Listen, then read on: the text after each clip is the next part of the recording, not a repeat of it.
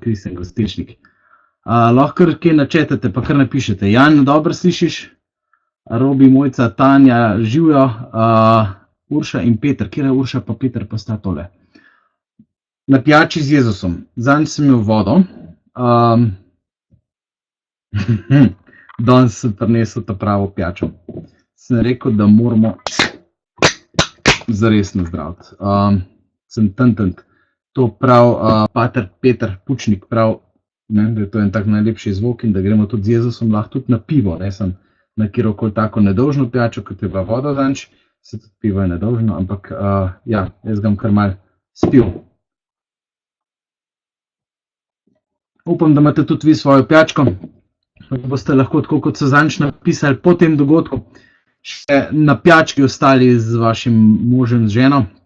Jaz sem trenutno sam, moja žena je tudi tam nekje na pijački uživa zadnje dneve prostosti, bi rekel, ker je včeraj bil en mesec do našega roka, se pravi 8. junija ima moja ženka Saša rok. Aha, vidim, da me super. Ja, če ponova Urša pa Peter, živa, zdaj pa točno vem, kjer je do. Fajn, živa. Robi pa Mojca Strišta, super, dobro večer, fajn. Ja, Saša ima 8. junija ima rok in ja, glih včeraj je bil 8. maj, ne? In je bil dan, ki me je z dveh vidikov, tako bi rekel, zelo spomnil na to podarjenost pa minljivost človeškega življenja. In o tem bi danes, ko imamo naslov kakšno naključje, ne? O tem bi rad tudi danes mečkin povedal. No? Se pravi, ja, podarjenost, normalno, tale rok, to življenje, ki ga čakamo in se ga veselimo. In upamo, da bo to en mesec, ker je žena šele s 1. majem nehala delati in zdaj smo v pranju teh cotk. Robi pa Mojca, kmalu bomo pripravili tistole, tlele, na tem mestu bo tistale poljstica prenosna, tako da hvala še enkrat za njo. In je bil en tak dan, ja, ko se res veseliš rojstva tega otroka. Obenem je bil pa dan, ko je bila prav včeraj operirana tale naša druga punca Eva, ki je stara 8 let.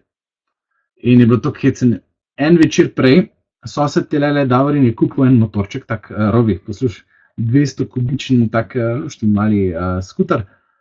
Je ful ugodno ga dubo in je pač sem ga šel sprovat, ne, in ko naše punce to vidijo, takoj, ati, jaz bi tudi. In sem pelil dve, Nežo, to starejšo, in njena reakcija, ker je tako od zadnji bila na motorju, pa je šlo malo hitreje, ne, pač neč zelo hiter, ampak tako je rekla, ati, zakaj nismo šli k maši za motoriste? Eva je pa imela tudi eno tako, ati, to življenje, je rekla. In naslednji dan je šla na to operacijo. In itak rutinska operacija, 15 minut fertik, žrelnica ven in vse to ni problem. Ampak, ko podpisuješ tiste obrazce, ki jih moraš dati, da je pač jo uspavajo in tako, ne, seveda tam noter pa vse te možnosti raznih zapletov, takšnih in drugačnih pišejo in pismo te pa stisne v grlo. Ne. In sem sam pomislil, koliko sem hvaležen, da sem tle, da smo tle, da imamo možnost živeti. Ne. In ja, kako pomembno je, da živimo dobro, ne.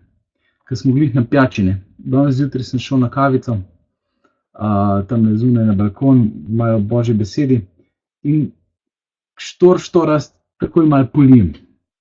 In sem se spomnil na eno pridigo enega možakarja, ki je rekel, veš, kaj je v življenju pomembno? Ne tisto, kar ti se predstavljaš, da imaš, pa kar misliš, da si, pa kar si v bistvu sam pred sabo pretvarjaš, pa pred drugimi tudi po en stran. Se pravi, ne tisto, kar se pokažeš, da si ob enem takem prvem srečanju, ampak tisto, kar se polije čez. Kar v bistvu se polije čez takrat, kadar ti nekdo stopi na živec, kadar te nekdo mečken stisne v kot, kar ti nekdo pač zateži in tako naprej. Tisto kaže na tvoj pravi karakter. Ne? In ta naš pravi karakter je ful povezan s tem, to niso površinske stvari, tega se ne da pomalati čez, ne. Jezus je rekel in farizejem, pobeljeni grobovi, ne. Naš pravi karakter je v enem res totalnem zavedanju, kdo mi smo, zakaj smo na tem svetu in v bistvu, no, kakšno naključje je, da sploh tle prebivamo. Tako da dajmo za še vedno malo voda, čeprav je že 5 minut mimo, Dajmo mečkaj prebrati en odlomek kratek tlele na ekranu, ki sem ga pripravil. Sem trenutek, da se mi tale aplikacija za tole zažene. Bi vam rad pokazal ekranček. Connecting, ja, še vedno, čeprav to že vse delovalo prejle. Ampak se zdaj na novo connecta, sem ne. Aro bi pa mojca ima tako finička, fajn. No dej. Skratka, gledajte, če pa ne bo tole delovalo, bom pa kar jaz prebral. Lahko si pa vzamete svetopismo v roke, pa odprete Psalm 139, ki pravi takole.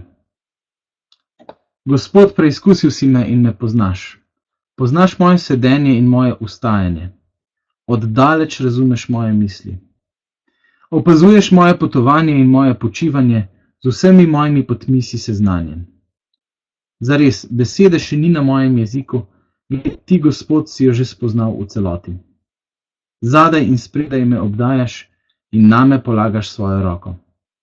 Prečudovito je zame spoznanje, previsoko je, ne morem ga doseči. Zares ti si ustvaril moje ledvice, me stkal v materinem telesu. Zahvaljujem se ti, ker sem tako čudovito ustvarjen. Čudovita so tvoja dela, moja duša to dobro pozna. Moje kosti niso bile skrite pred tabo, ko sem bil narejen na skrivnem, stkan v globočinah zemlje. Moj zarodek so videle tvoje oči, v tvojo knjigo so bili vsi zapisani, dnevi, ki so bili oblikovani, ko ni še nobeden od njih obstajal. In zame, kako težke so tvoje misli, o Bog, kako silna so njihova načela. Če bi jih štel, bi jih bilo več kot peska. Kadar se prebudim, sem še vedno pri tebi. Tu mi je en tak blazen lep tekst, ki ti da en tak občutek za ceniti življenje. Ne? V bistvu, dajmo zdaj malo vdihniti, pa izdihniti. Pa naredimo en požirk, pa se malo probimo zavedati, kaj sploh delamo. Ne?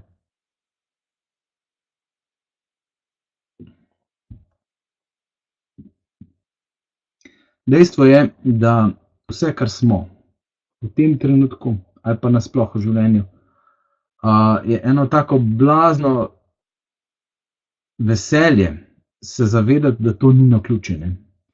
In ne sem, da ni naključje, ampak da je tako, kot piše v tej Božji besedi, ki smo jo prebrali, Bog predvideval vsak trenutek našega bivanja že prednji je ustvaril svet. Da v bistvu čas, v katerem zdaj živimo, leto 2018, kraj, ne vem, Leskovec pri Krškem, kjerkoli v Sloveniji ste, Slovenija, ta vrsta držav, mislim, da ne živimo v času vikingov, ki gleda za eno serijo, ki je bilo vse čist drugače, pa po drugi strani zelo podobno. Človeške dileme so bile zelo podobne. Starši, ki smo se jim rodili, vse je v bistvu načrtovano, vse skupaj je del enega božjega načrta, ne? Njegove misli so tako globoke, ne morem jih prešteti. Ne? In dejansko je res neverjetno, kadar opazujemo, kakšna v narekovaju naključja morajo biti, da smo sploh danes tle. Ne? Zdaj bom par stvari prebral, ker se res ne razumem na njih, v njih verjetno jih vi, ki boljš poznate. Malo sem danes Aleša spraševal, pa malo sem že večkrat te stvari spremljal, pa gledal, pa bral, pa jih še kar ne razumem. Ne?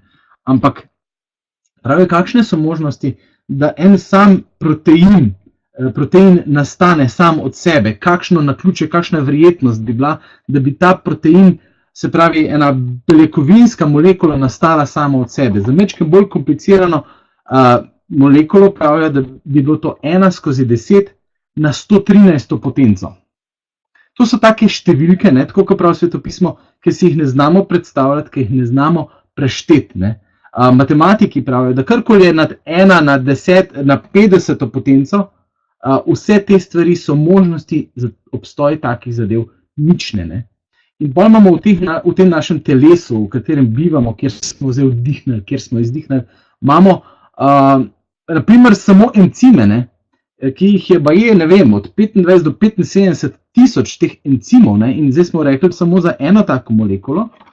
Pravijo, da če bi hoteli za vse te encime, da bi bili ustvarjeni po nekem naključju, bi to mogli biti 1/10 na 2 825 000 potenco. Se pravi, možnosti za Naključno tvorjenje vseh encimov, ki jih imamo v telesu, so nemogoče. Jih ne obstajajo. Ne? Pol dejstvo, da ima vsak od nas svojo DNK. Potem dejstvo, da DNK recimo vsebuje sama na sebi za 2 CD-ja 1,5 giga informacij, recimo, ki se ponavljajo, in da ni 2 enakih DNK-jev, razen pri identičnih dvojčkih, pa še tam pravijo, so spremembe, so razlike. Noro. Ne? Pravijo, da en dr. Hoyle je napisal, da možnosti, da bi se stvari povsem naključno razvile, kadarkoli, so take, kot da bi šel tornado čez en smetišče in bi iz tistega tornada in opustošenja, ponavadi, nastal ven en Boeing 747, ki bi bil pripravljen na vzlet. Mislim, ne obstajajo take možnosti. Ne? In mi ponavadi, seveda, zgubimo občutek za predstavo, ne znamo si predstavljati, ne znamo prešteti teh številk, teh možnosti. Ne vem, recimo, če pogledamo, kakšni so pogoji, da je sploh planet Zemlja zmožen za bivanje. Ne? Katerikoli drug planet v našem Sončju pravijo, nima ene same organske molekule. Ne? Mi pa tukaj le polni življenja. Ne? Pravijo, da je v teh zvezdah, mislim, da je v vesolju, da je 1 oktilijon zvezd. Kaj je to? To je 1 pa 24 zadnji. In tukaj smo mi danes na tem planetu. Ne? In govorimo celo o tem, da bivamo. Ne? To je noro. Ne? Pravijo, da je preko 200 parametrov mora biti za to, da je sploh Zemlja zmožna bivanje vzdrževati. Ne? Eden od teh je ta, da je recimo zraven nas planet Jupiter in da ga asteroidi skozi nam, recimo Jupiter je bogat z maso in na sebe navleče asteroide, ki bi sicer zadeli Zemljo in tako naprej. Ne? Se pravi, v angleščini temu rečejo fine tuning. Ne? Pravijo, da so 4 te osnovne sile v vesolju. Ne? Gravitacijska sila, elektromagnetna sila, pa šibka, pa močna jedrska sila. Ne? In pravijo, če bi katerakoli od teh 4 osnovnih sil se vsaj za en minimalni parametrček spremenila, ne, bi se vse skupaj raztepili, sploh vesolja ne bi bilo. Se pravi, ne vem, to je makro nivo, ne, v vsakem izlivu, ne, je pa pravijo 100 milijonov semenčic. In mi smo tle, in mi se pogovarjamo, ne. In to je res kakšno naključje, ne? Naključje v narekovaju, oziroma kakšen načrtovalec, kakšen veliki Bog, ki ga mi poznamo, ki ga spoznavamo. Ne? Glavna stvar, ki si jo lahko potegnemo ven iz tega danes, je, da se zavedamo svoje majhnosti, svoje izjemne podarjenosti, ki nam je dana, da smo sploh lahko tukaj. Svetopismo govori o večnosti, ker večnost nam je Bog položil v srce. Svetopismo govori o večnosti kot o hiši in o tukajšnjem bivanju kot o šotoru. In če se tega zavedamo, se pravi, da živimo z zavedanjem večnosti obenem, pa z zavedanjem neverjetne podarjenosti in hvaležnosti obenem, potem je v bistvu zelo pomembno, da znamo dobro živeti ta življenje, da znamo dobro izrabljati čas, kajti dnevi so hudi, prav Pavel. Oziroma, ja, Pavel. Se pravi, vsak trenutek nam je darovan. Pravijo, ne vem, danes sem videl en dober video od enega Jaya Shettyja, ki pravi, da je Buda rekel, da je največja napaka v življenju to, da mislimo, da imamo cajt. In pol je razdelil kao povprečen življenjski cikl človeka in pravi, da povprečju ljudje živijo na svetu 78 let. Od tega porabimo 28,3 leta za spanje, 10,5 let za delo, 9 let za televizijo in medije različne, 4 leta za jed in za pijačo, 3,8 let za izobraževanje, 2,5 let za trgovine, 1,5 let za neposredno skrb za otroke, 1,3 let na cesti in še neke stvari je našteval. V glavnem pravi, ostane nam 9 let v življenju. Nimamo časa. Nimamo veliko časa in ta čas, ki pa nam je darovan, je pa pomembno, da ga znamo dobro izkoristiti, da znamo se zavedati, kako velik dar je ta čas, ki ga imamo na voljo sploh. In da se znamo v bistvu vedno znova ozirati tudi k večnosti, ki nam je dana po tem času. Da znamo si vzeti čas za Boga, čas za večnost. Glavna v vseh ljudeh je nekako, bi rekel, želja po enem dobrem življenju. pravijo uspešnice za samo pomoč, knjige za samo pomoč so največje uspešnice. So največje uspešnice kratkega veka in ne grejo na globoko. Zakaj? Tisto prismembo v našem življenju lahko prenese samo Bog. Samo takrat, kadar gremo zares v globino, kadar se zares srečujemo redno z njim in se mu pustimo preobražati, spreminjati, bo tudi to, kar se bo razlivalo ven čez nas, dišalo po Božjem. Ok, na zdravje še enkrat, lepo se imejte, se vidimo čez 14 dni oziroma 23. maja, če sem si prav zapomnil, kako je Meta napisala. Hvala, z Bogom, živjo, čau.